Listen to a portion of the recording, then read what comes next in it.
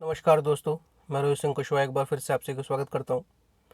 दोस्तों, हम लोग भारत का संवैधानिक विकास देख रहे हैं और इसकी शुरुआत मैंने की थी रेगुलेटिंग एक्ट ऑफ 1773 से। उसके बाद हम लोग पढ़ते पढ़ते 1853 के चार्टर एक्ट तक पहुंच गए हैं। दोस्तों, इस सारे एक्ट आए हैं, ये नियम कायदे कानून आए हैं। ये ब्रिटिश गवर्नमेंट की पहल थी कि किस तरह एक private company east India company, जो कि यहाँ पे अपना एक छत्रराज बना के चल रही है भारत में, उसको कमज़ोर किया जाए। उसकी एडमिनिस्ट्रेटिव, उसकी कमर्शियल जो एक्टिविटीज़ है उसको रेगुलेट किया जाए।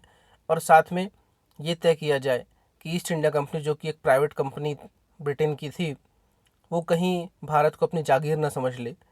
तो ये कई सारे जो एक्ट आए हैं उनमें हम अलग अलग प्रोसेसेस देखे हैं, किस तरह ईस्ट इंडिया कंपनी को कमज़ोर किया गया, किस तरह उसके एडमिनिस्ट्रेशन में ब्रिटिश गवर्नमेंट के जो लोग हैं उनको रखा गया। और उसके बाद 1853 तक हम पहुंच गए थे, चार्टर एक्ट ऑफ 1853 तक।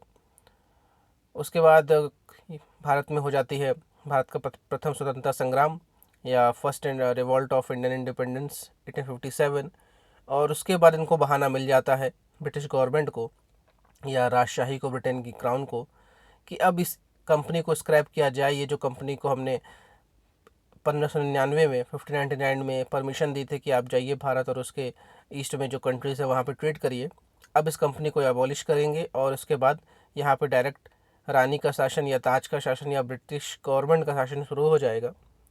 तो बैकग्राउंड इसका ये है कि जो 1857 की क्रांति हुई है वो एक मेन कारण था, जिससे ब्रिटिश गवर्नमेंट जो थी उसने तय किया कि अब ईस्ट इंडिया कंपनी को हम लिक्विडेट कर देते हैं या इसको अबॉलिश कर देते हैं।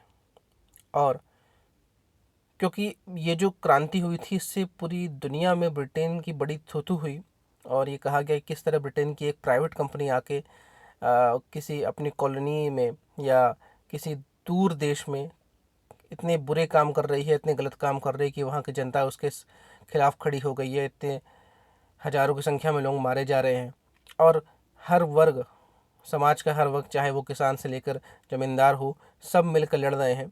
तो इसमें काफ़ी ज़्यादा इनके थू थू हुई। और उसके बाद ब्रिटिश गवर्नमेंट ने तय किया कि अब ईस्ट इंडिया कंपनी को हम ख़त्म ही कर देते हैं। तो ये सिर्फ कंपनी स्क्रैप हुई होगी दोस्तों, लेकिन साथ में जो एम्प्लॉयज़ हैं यहाँ पे, जो उनका सेटअप है, वो कुछ स्क्रैप नहीं हुआ, बस उनका नाम बदल गया। अब ईस्ट इंडिया कंपनी उनकी मालिक नहीं रह गई। अब कौन होगी उनकी मालिक? British crown. तो अब क्वीन विक्टोरिया जो हैं, जो कि ब्रिटेन की उस टाइम की महारानी थी, वो भारत की एम्प्रेस यानी रानी कहलाई इस एक्ट के कारण। और जो भी ब्रिटिश टेरिटरीज जो भारत में, इंडिया में थी, जो भी इलाके जो कि ईस्ट इंडिया कंपनी ने जीते थे या संधि से प्राप्त किए थे, वो सारे इलाके अब ब्रिटिश टेरिटरीज इन इंडिया कहलाने लगे। साथ में हमने देखा था कि जो पिट्स इंडिया एक्ट में हमने दो संस्था बनाई थी, कोर्ट ऑफ डायरेक्टर्स और बोर्ड ऑफ कंट्रोल, इनका अलग अलग काम था। वो संस्था को भी, यानी वो जो पूरा कॉम्बिनेशन था लोगों का, उसको स्क्रैप कर दिया गया। और जो कोर्ट ऑफ डायरेक्टर्स का सारा काम था, जो भी कमर्शियल एक्टिविटीज़ करने वाला काम था, जो वाणिज्यिक वाले काम थे, वो सारी जो पावर थी, वो एक पद बनाया गया यहाँ पे, secretary of state for India. उसको ये सारे काम या ताकत दे दी गई। और secretary of state of India जो वो व्यक्ति रहेगा जो कि ब्रिटेन की पार्लियामेंट में, ब्रिटेन की संसद में एक सांसद रहेगा। साथ में जो ब्रिटेन की प्राइम मिनिस्टर की कैबिनेट है उसका भी एक सदस्य होना चाहिए। तो ये दो शर्तें रखी गई। जो भी secretary of state for India बनेगा, वो एक तो पहले सांसद होना चाहिए ब्रिटेन का, और ब्रिटेन का जो प्रधानमंत्री कैबिनेट है उसमें मंत्री होना चाहिए। और उसको सहायता करने के लिए एक उसकी काउंसिल बनाई गई, और उस काउंसिल में 15 मेंबर्स रहेंगे। साथ में ये कहा गया, यहाँ पे मैंने शॉर्ट फॉर्म में लिखा है, सेक्रेटरी ऑफ स्टेट को हमने सॉस लिखा है। तो जो सेक्रेटरी ऑफ स्टेट हैं या भारत सचिव कह सकते हैं, ये एक तरह से भारतीय जो प्रशासन चल रहा है और जो ब्रिटिश गवर्नमेंट है उसके बीच में एक तरह के सेतु का काम करेंगे। और इन दोनों के बीच में जो भी कम्युनिकेशन होगा उसमें ये मेन सूत्रधार रहेंगे। यानी ब्रिटिश गवर्नमेंट को या ब्रिटिश क्राउन को भारत से जुड़ी हुई कोई भी बात जाननी है, पूछनी है, सवाल करनी है, तो उसके लिए जिम्मेदार कौन रहेगा? Secretary of state for India. ध्यान रखिए, ये आदमी भारत में नहीं है, ये आदमी ब्रिटेन में ही है, लेकिन अब वो पूरा रिस्पॉन्सिबल रहेगा भारत को लेकर जिम्मेदारी को। और साथ में ये कहा गया कि अगर भारत से जुड़े हुए किसी विषय पे कोई सवाल करना है संसद में, तो वो भी उसका जवाब कौन देगा? Secretary of state for India. साथ में जो गवर्नर जनरल ऑफ इंडिया का पद लेके बैठे थे लॉर्ड कैनिंग, अब ये जो पद है इसके साथ में एक और पद बनाया गया, उसका नाम था वाइसराय। तो भारत के कह सकते हैं कि आखिरी governor general of India Lord Canning है और भारत के पहले वाइसराय भी लॉर्ड कैनिंग है। दोस्तों, जो शब्द आया वाइसरॉय, इसका मतलब होता है रानी का दूत, यानी रानी का या फिर ताज का रिप्रेजेंटेटिव। तो अब जैसा कि हम देख रहे हैं कि यहाँ पे कंपनी तो रह नहीं गई, यहाँ पे अब सीधे रानी का शासन आ गया, इसलिए ये पद बनाया गया, पोस्ट बनाई गई वाइसराय की। और ये वाइसरॉय या गवर्नर जनरल ऑफ इंडिया दोनों एक ही व्यक्ति रहते हैं। लेकिन आम भाषा में हम अब इस एक्ट क्रांति के बाद से, जब ये एक्ट आया है उसके बाद से हम गवर्नर जनरल ऑफ इंडिया नहीं कहेंगे, हम वाइसरॉय ही कहेंगे। और जब भारत आज़ाद होगा, जब रानी का शासन ख़त्म होगा, उसके बाद हम देखते हैं कि जो लॉर्ड माउंटबेटन थे, ये भारत के आखिरी अंग्रेज गवर्नर जनरल ऑफ इंडिया कहेंगे इसको। और उसके बाद जो सी राजगोपालाचारी आते हैं उनको भी भारत के पहले प्रथम या भारतीय गवर्नर जनरल ऑफ इंडिया कहते हैं। तो यहाँ पे हमने फिर गवर्नर जनरल ऑफ इंडिया का पद इसलिए पुनः जीवित हो गया क्योंकि अब रानी का शासन खत्म हो गया।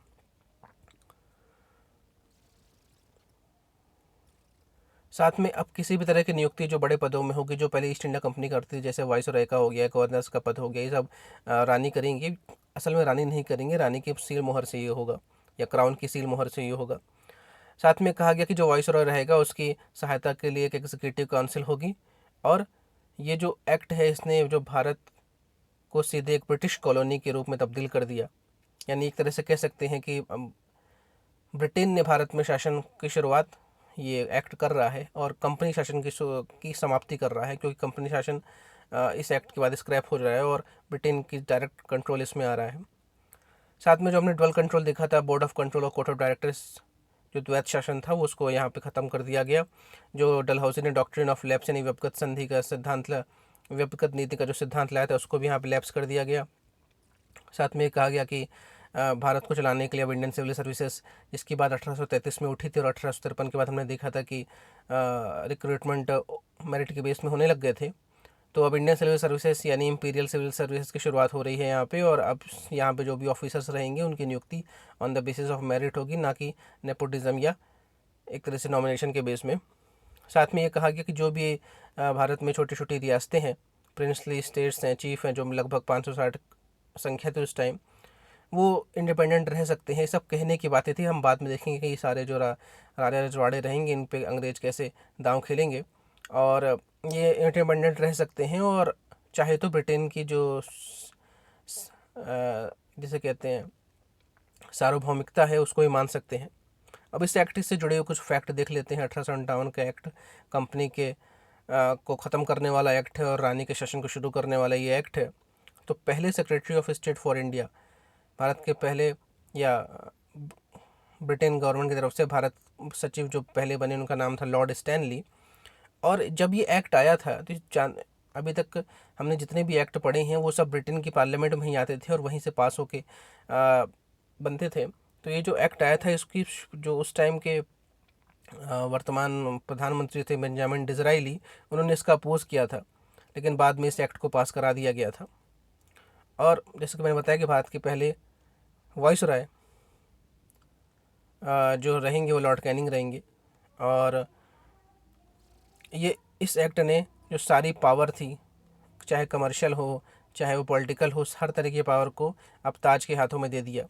और इस एक्ट ने ये बोला कि जो भी अब कानून बनेंगे, जो भी ट्रीटीज होंगे, जो भी एक्ट होंगे, जो भी कॉन्ट्रैक्ट्स होंगे, वो सब रानी या ताज के नाम पे बनेंगे। और साथ में एक तरह से ये कह सकते हैं कि अब ये भारत में डोमिनियन स्टेटस की शुरुआत हो रही है। और यही बाद में फिर लगभग 90 साल बाद जब हम आज़ाद होंगे तो ये रानी का शासन यहाँ से ख़त्म होगा और ये जो शासन है ये भारत को दो हिस्से में बांट के जाएगा, एक है भारत और एक रहेगा पाकिस्तान। तो दोस्तों, ये रहा एक्ट ऑफ 1858। हमने कुछ बेसिक बातें इसमें जान ली।